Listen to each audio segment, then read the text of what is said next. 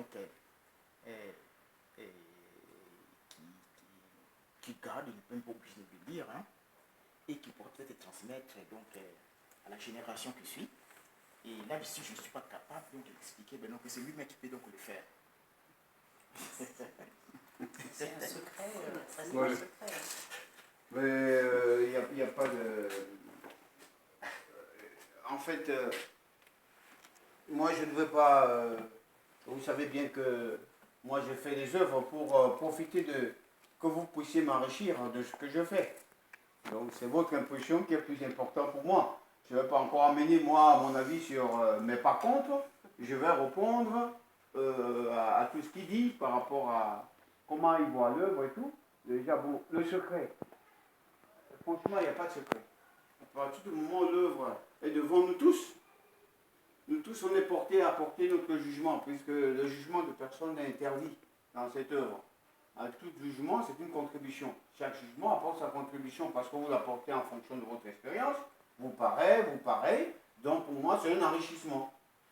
Parce que ça va nous permettre déjà de voir comment les gens peuvent être reliés en étant en même temps éloignés ou en étant en même temps différents. C'est ça en fait le problème. Parce que souvent, on a des gens qui sont très éloignés, mais qui nous sont très proches souvent à certains égards. Ça, on ne se rend pas compte de ça. Ça, c'est une première chose. Il y a une deuxième chose, c'est qu'à partir du moment où vous avez, parce que vous avez parlé tout à l'heure qu'on appelle ça, d'africanité ou d'Occident dans le travail, ça n'a aucun sens. Les frères Van Dyck, ils ont créé la toile de jute, la toile que nous utilisons aujourd'hui. C'est les frères Van Dyck qui ont commencé à travailler sur ça. Les peintres de la Renaissance ne travaillaient pas sur de la toile. Ils travaillaient sur des planches le plus souvent. Hein? Léonard de Vinci, la Joconde. Oui, ils travaillaient tous, même les grandes œuvres, ils le faisaient sur les planches. Ils ne travaillaient pas sur la toile.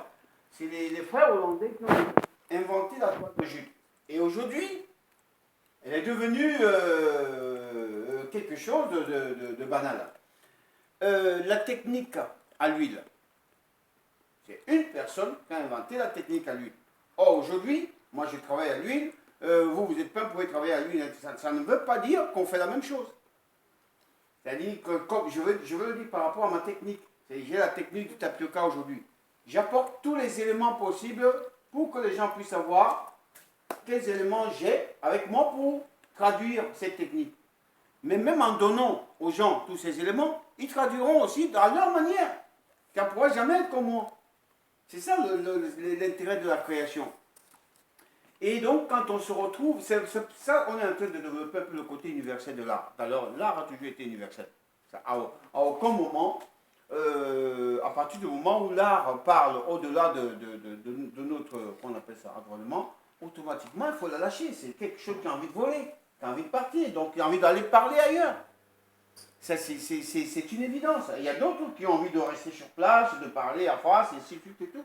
Mais l'art, c'est quelque chose qui nous enrichit. Et quand on ne libère pas, on ne peut pas voir jusqu'où ça peut nous porter. À qui ça peut parler. Sans te couper la parole, oui. le tapioca, c'est un produit qui vient de l'Afrique. Le tapioca. Alors, voilà. Alors, il y a une chose qui est quand tu parles du tapioca, que ça vient de l'Afrique, c'est-à-dire le tapioca, j'ai envie de dire, c'est quelque chose qui est familier aux Africains qui, eux, ne sont pas familiers à l'art ou à la peinture. Au départ, parce que c'est ce que j'ai constaté. Quand je vais au Cameroun, par exemple, dans les quartiers les plus reculés, les plus pauvres, si tu dis Francis Mbella, ils ne comprennent rien à la peinture. Ok? Pour la plupart. Mais si tu dis Francis Mbella, ils vont dire, le peintre qui travaille avec des tapioca. Donc vous voyez, le tapioca a créé le lien, et puis tout d'un coup, ça les a donc introduits à la peinture. Mais ce qui est bizarre, mais les gens ils vont tout de suite vous parler de Picasso.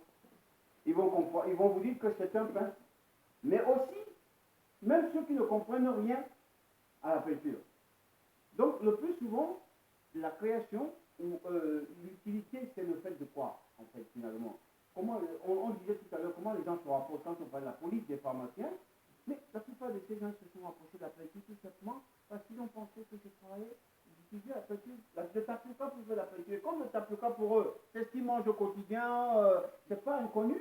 Donc automatiquement, pour eux, la peinture n'est plus quelque chose de vraiment des choses. Mais là, donc ça c'est important. Mais par contre, pour revenir au tapioca, il faut faire attention, parce que le tapioca, depuis l'histoire du temps, ici est connu. Pour te donner un exemple simple, je vais terminer tout de suite, que ici, on vendait déjà le tapioca dans les supermarchés. On le vend pour gonfler la soupe. Donc les gens connaissent le tapioca ici. Pour une certaine génération. Quand tu vas aux États-Unis, encore pire. C'est une matière qui, en Californie ou en Floride, ils connaissent très bien. C'est les propices presque là-bas. Ils ont la plupart des éléments, ils les connaissent. Donc en fait, le tapioca n'est pas aussi inconnu que ça ici. C'est pas inconnu. Inconnu peut-être dans le sens de travailler avec, pour faire de la peinture, mais ce n'est pas inconnu. Moi, je vais parler de la consommer Florence, parce que c'est quelque chose qui pour consommer au quotidien. Oui, mais tu sais ce qui m'a amené, quand j'ai acheté du tapioca au château, à rue de Bervilliers, au château Rouge. C'est une dame qui a 82 ans, l'école, qui est partie acheter, qui m'a passé un peu de tapioca à 1,5 €. Et il m'a amené une boîte de tapioca. Il m'a dit, mais le tapioca, moi, quand j'étais jeune, on utilisait le plat pour gonfler la soupe. Donc, tu vois, la génération ici, qui est déjà habituée au tapioca, elle a plus c'est les jeunes. Donc, on mangeait, oui. Non, mais le problème, oui.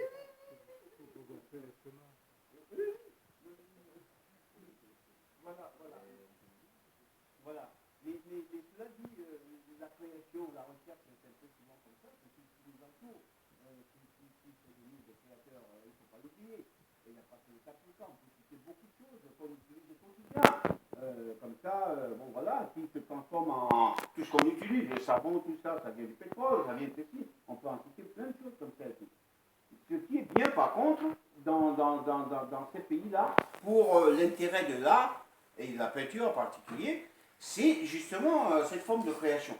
C'est-à-dire ce qu'ils ont au quotidien, finalement, ils se rendent compte qu'on peut utiliser ça et ça peut se valoir à autre chose. Là, en ce sens-là. Maintenant, on va encore aller plus loin. À partir du moment où on est à ce niveau-là, où est-ce que, à partir de quel moment cet art est africain, à partir du moment où cet art est européen, à partir du moment où c'est ça le problème. Parce que quand vous vous reconnaissez dans ce tableau, c'est normal, vous n'allez pas dire que non, on va vous enlever ça. C'est pour les Africains. Vous reconnaissez, donc ça veut dire que vous avez des codes pour pouvoir le transcrire. En quoi c'est quelque chose que vous pouvez exprimer tout d'un coup, on va vous dire que ça vient d'ailleurs parce que c'est utilisé avec le tapioca. Non, le tapioca c'est un aliment. Et un aliment, c'est quelque chose qui est accessible à tout le monde, tout dépend de ce que chacun peut faire avec. Donc on a ce problème-là souvent, le problème des origines. On confond les origines de personnes et les origines de leur création, et ainsi de suite et tout. Ce qui m'intéresserait de savoir, c'est pourquoi tu utilises le tapioca. Pourquoi cette matière? Alors je vais vous dire, comme toute création, c'est un hasard grave. C'est-à-dire, oui, moi quand j'étais... Moi je ne suis pas né en France, donc je suis arrivé jusqu'à l'âge de 13 ans. Quand j'étais gosse en Afrique, on mangeait du tapioca avec des cacahuètes. On mettait donc c'est tout ce que je sais du tapioca. Ça en est resté là. Le sucré aussi. Oui, le sucré, on met du cacahuète en fonction et tout. Et d'autres faisaient autrement, comme il dit chez lui, ils utilisaient ça autrement pour autre chose. Manger ça avec les aliments. Quand je suis arrivé ici, jeune artiste, je cherchais, je voulais trouver quelque chose de personnel pour m'exprimer. Comment traduire le message, le langage que je vais installer. Donc je me suis dit, comme j'étais peintre, je me suis dit, j'ai envie de parler par la peinture à partir du relief. Voilà. Et donc je cherchais, j'ai expérimenté, c'est pas le tapioca, je n'ai pas commencé avec le tapioca. Si vous regardez certaines œuvres que j'étais fait avec des cheveux, après c'était des fils, après c'était du sable. Hein? Et au fur et à mesure et tout, j'en suis arrivé au tapioca au hasard comme ça. Un jour, je mets du tapioca, généralement vous mettez du tapioca, vous mettez de l'eau, ça gonfle. c'est là de là où tout est parti. Et je n'étais plus en Afrique, hein.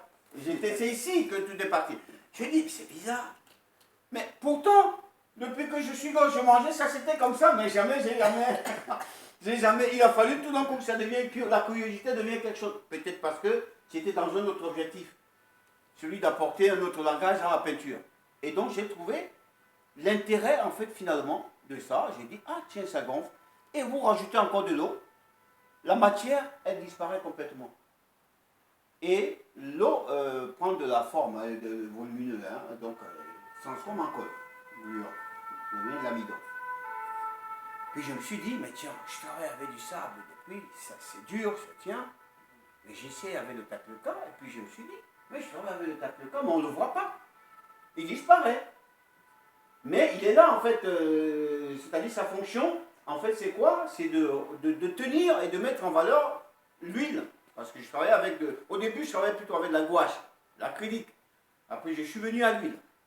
À mesure, parce que nous tous, quand on est des artistes téméraires, on aime toujours se remettre en cause. On va toujours chercher qui se met en quête d'absolu, se condamne à un effort sans fin, n'est-ce pas? C'est ça notre problème, nous les artistes. Et donc, c'est un peu comme ça, tout ça, ça fait un peu... Et donc, c'est un peu comme ça, finalement, que, finalement, cette technique, j'ai pas envie de dire...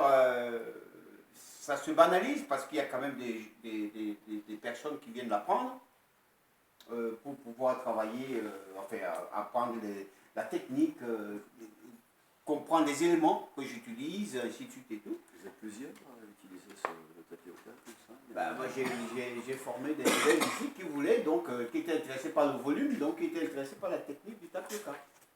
Mais aussi, le problème c'est que il est enseigné à l'école des beaux-arts à Kinshasa. C'est pas moi qui ai su ça, parce qu'il y avait des médias qui ont filmé le travail et tout, et donc qui ont diffusé un peu.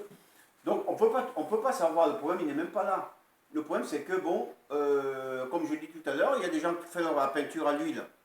Au départ, il y en avait combien? Peut-être une seule personne, deux personnes. Aujourd'hui, il y a des milliers de gens qui font la peinture à l'huile. Pourtant, ils ne font pas. Ils ne traduisent pas la même chose. Ils ne veulent pas, ils expriment pas. Voilà.